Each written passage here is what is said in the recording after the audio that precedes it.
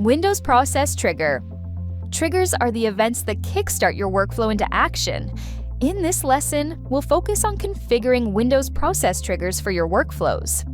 A Windows process trigger allows you to run workflows based on whether a specific Windows application or process starts or stops.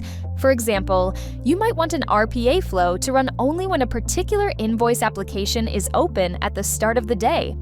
In this scenario, you can configure a Windows process trigger. Okay, so let's look at how to get this set up. First, create your RPA flow. Go to the My Flows page in your account. From there, click the Create button and then select Create Flow.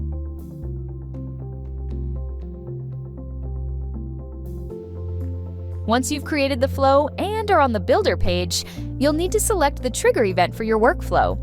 Here, choose Desktop Event as the trigger event, then select Windows Process. Now configure the following.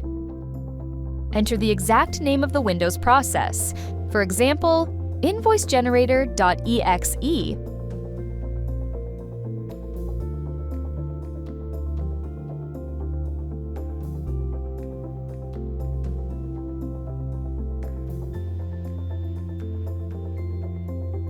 Pick the required option for triggers flow when process is either started or stopped. Here, we'll use started, so whenever this voice application is opened, this workflow will be triggered. Once you finalize the configuration, click Done. And that's it. You've successfully configured a Windows process as the trigger event for your workflow.